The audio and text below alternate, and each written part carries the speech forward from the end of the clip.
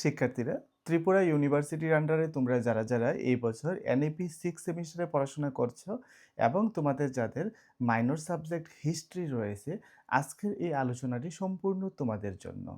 আজকের আলোচনায় থাকবে তোমাদের এনইপি 6 সেমিস্টারের হিস্ট্রি মাইনরের সিলেবাস অ্যানালাইসিস এবং বাংলায় আমি তোমাদের যে সিলেবাসটা রয়েছে ওই সিলেবাসের অ্যানালাইসিস করব এবং সেই সিলেবাসের উপর প্রত্যেকটা ইউনিট থেকে কোন কোন টপিকগুলো এই বছরের জন্য মোস্ট ইম্পর্টেন্ট সেই টপিকগুলো হাইলাইট করব।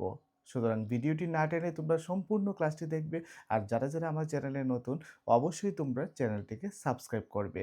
এর ফলে যখনই আমি নতুন ক্লাস নিয়ে আসব, সবার আগে তোমার কাছে পৌঁছে যাবে। আর হ্যাঁ, তোমরা যারা আমাদের অনলাইন প্ল্যাটফর্মে স্টাডি করতে চাও, গুগল প্লে স্টোর থেকে স্কুল অফ মেরিটের মোবাইল অ্যাপ্লিকেশন ইনস্টল করে রেজিস্ট্রেশন করে নিতে পারো। আমাদের সাথে নিয়মিত অনলাইনে ক্লাস পাবে, তোমাদের আসন্ন ফাইনাল পরীক্ষার সাজেশন পাবে, এমনকি তোমাদের ইন্টারনাল পরীক্ষায় যে প্রশ্নপত্র দেওয়া হয় সেই প্রশ্নগুলোর সলিউশন পাবে, অ্যাসাইনমেন্টের সলিউশন পাবে। অর্থাৎ ঘরে বসে তোমার সেমিস্টারের সম্পূর্ণ স্টাডি বা প্রিপারেশন তুমি নিতে পারবে। তো স্ক্রিনে তোমরা যেটা দেখতে পাচ্ছ, এটাই হচ্ছে তোমাদের এনইপি 6 সেমিস্টারের হিস্ট্রি মাইনরের সিলেবাস।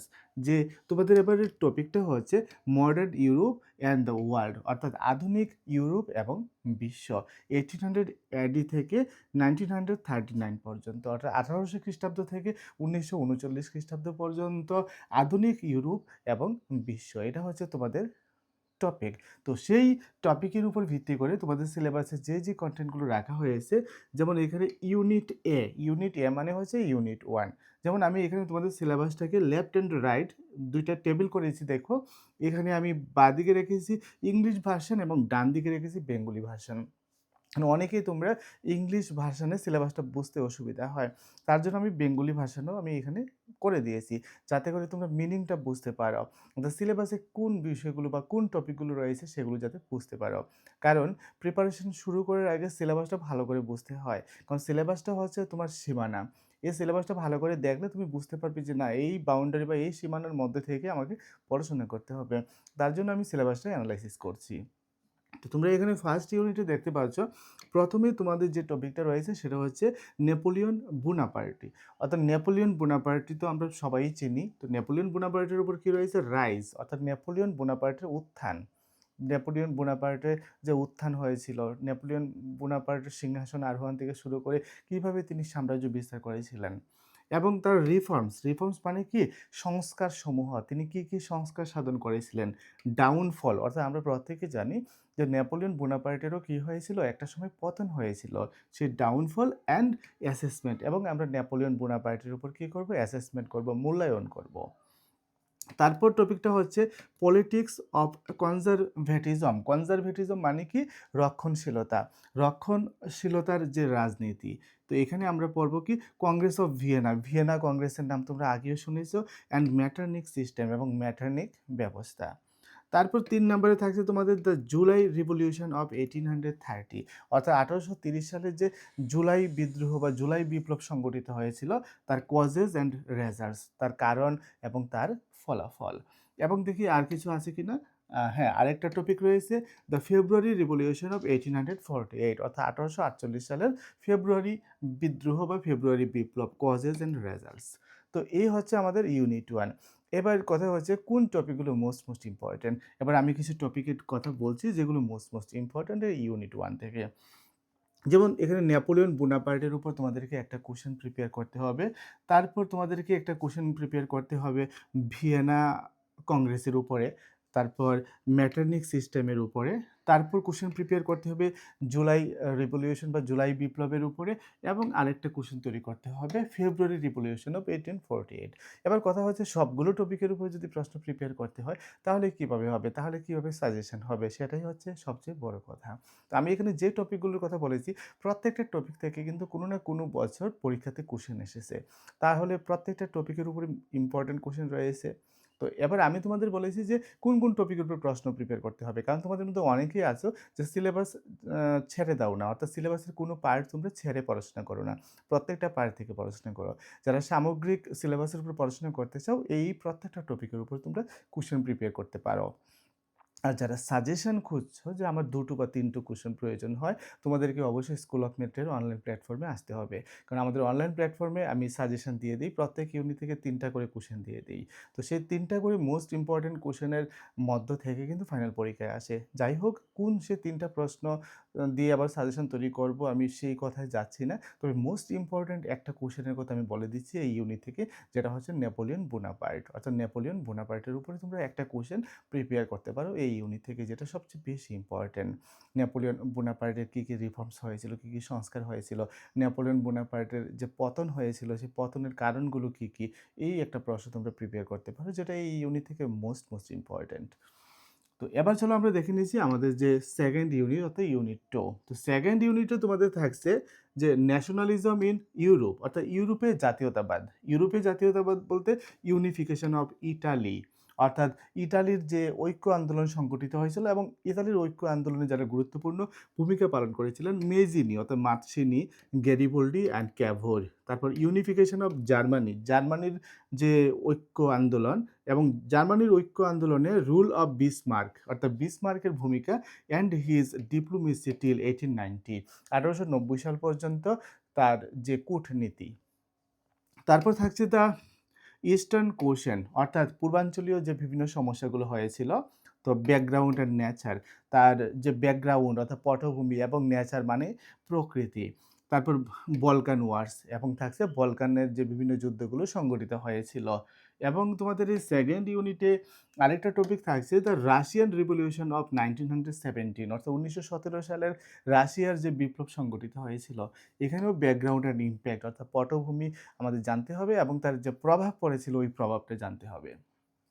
এবং সর্বশেষ American civil war causes impact rule of Abraham Lincoln, আমেরিকার যে গৃহযুদ্ধ সংগঠিত হয়েছিল সেই গৃহযুদ্ধ সংগঠনের কারণ কী ছিল, তার প্রভাব কী ছিল, রুল অফ আব্রাহাম লিঙ্কন এবং আব্রাহাম লিঙ্কনের কী ভূমিকা ছিল, এগুলো হচ্ছে তোমাদের সেকেন্ড ইউনিটে। তো সেকেন্ড ইউনিটে তোমাদের আমেরিকান সিভিল ওয়ারের উপর কোশ্চেন তৈরি করতে হবে। তারপর তোমাদের মোস্ট ইম্পর্টেন্ট টপিক রয়েছে যার উপরে কোশ্চেন তৈরি করতে হবে, সেটা হচ্ছে ইউনিফিকেশন অফ ইটালি অর্থাৎ মাতসিনির যে ভূমিকা, গ্যারিবল্ডির যে ভূমিকা, ক্যাপোরের যে ভূমিকা, এটা পড়তে হবে। Unification of Germany, rule of Bismarck, বিসমার্কের ভূমিকা এটার উপর তৈরি করতে হবে। মোটামুটি এই টপিকগুলো হচ্ছে বেশি ইম্পর্টেন্ট। বলকান ওয়ার্ডসের উপরে একটা কোশ্চেন তোমরা তৈরি করতে পারো। তো এই টপিকগুলো হচ্ছে মোস্ট ইম্পর্টেন্ট, যেগুলোর উপরে কোশ্চেন প্রিপেয়ার করলে তোমাদের ফাইনাল পরীক্ষাতে অবশ্যই কমন আসবে। এবার চলো আমরা আলোচনা করছি আমাদের ইউনিট সি অর্থাৎ ইউনিট 3। ইউনিট 3তে তোমাদের প্রথম টপিকটা রয়েছে ফার্স্ট ওয়ার্ল্ড ওয়ার অর্থাৎ প্রথম বিশ্বযুদ্ধ। তো এখানে তোমাদেরকে ব্যাকগ্রাউন্ড পড়তে হবে, পটভূমি পড়তে হবে, ইমপ্যাক্ট প্রথম বিশ্বযুদ্ধে যে প্রভাব পড়েছিল এটা পড়তে হবে। তারপর ভার্সাইলস সেটেলমেন্ট অর্থাৎ ভার্সাই চুক্তি বা বন্দোবস্ত যেটাকে আমরা বলে থাকি, অ্যাসেসমেন্ট, এবং এটার উপর আমাদেরকে কী করতে হবে, মূল্যায়ন করতে হবে। এবং তোমাদের আরেকটা টপিক থাকছে যেটা হচ্ছে পোস্ট ওয়ার ক্রাইসিস 1 অর্থাৎ যুদ্ধ পরবর্তী যে সংকট, যুদ্ধ সংগঠিত হয় যেমন first world war, second world war, এই ওয়ার্ল্ড ওয়ারগুলো যখন সংগঠিত হয়েছিল তার পরবর্তী সময়ে সমগ্র বিশ্ব জুড়ে যে সংকট সৃষ্টি হয়েছিল ওই সংকট, যেমন 1929 সালের অর্থনৈতিক মহামন্দা যেটাকে আমরা বলি ইকোনমিক ডিপ্রেশন অফ 1929। 1929 সালে যে অর্থনৈতিক মন্দা, মহামন্দা অর্থাৎ যুদ্ধ পরবর্তী সময়ে সমগ্র বিশ্বজুড়ে একটা অর্থনৈতিক সংকট বা মন্দা তৈরি হয়েছিল।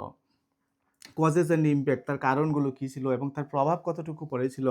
Rise of totalitarian regimes in Germany অর্থাৎ জার্মানিতে এই যে টোটালিটারিয়ানিজম মানে কি, একনায়কতন্ত্র, একনায়কতন্ত্র যে শাসন ব্যবস্থা, অর্থাৎ একনায়কতন্ত্র শাসন ব্যবস্থা বলতে আমরা কী বুঝি, যেমন একজনই শাসন করবে, এটাকে কোনো ডিসেন্ট্রালাইজেশন ব্যাপার থাকবে না এখানে, শুধু সেন্ট্রালাইজড যে ব্যাপারটা, কেন্দ্রীয়করণ ব্যাপারটা ওইটা এখানে থাকবে, সেটাই হচ্ছে একনায়কতন্ত্র। এই একনায়কতন্ত্র যে শাসন ব্যবস্থা এটার যে উত্থান ঘটেছিল।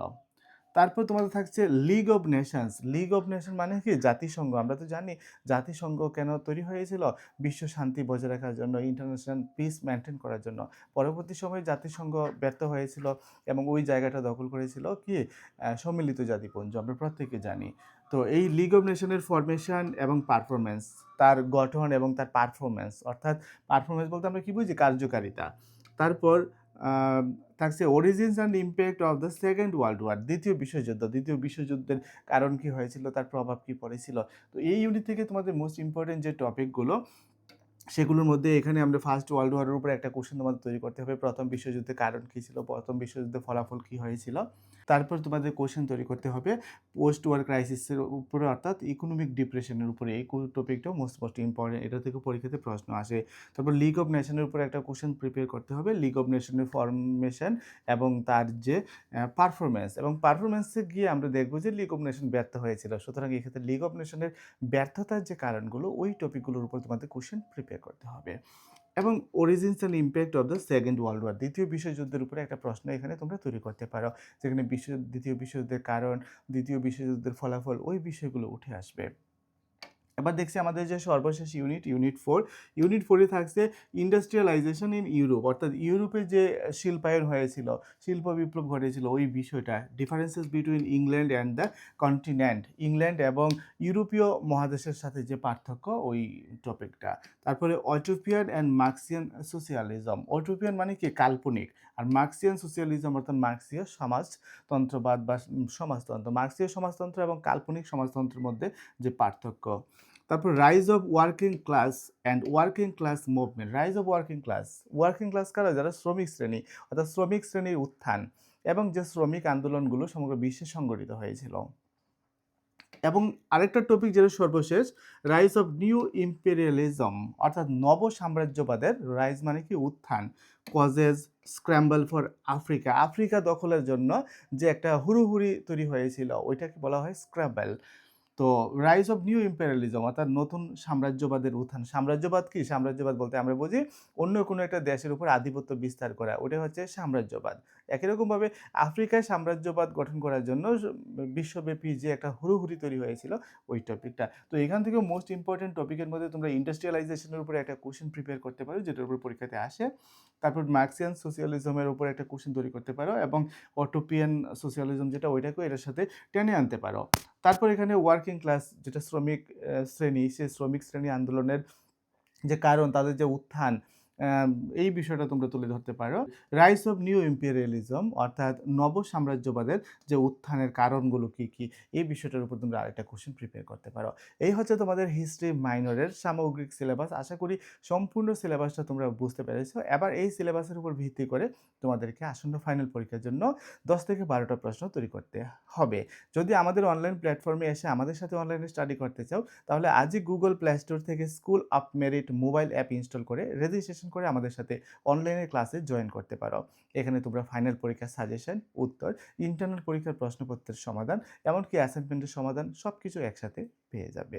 বিস্তারিত জানতে কল কিংবা হোয়াটসঅ্যাপ করতে পারো স্ক্রিনে দেওয়া মোবাইল নম্বরে।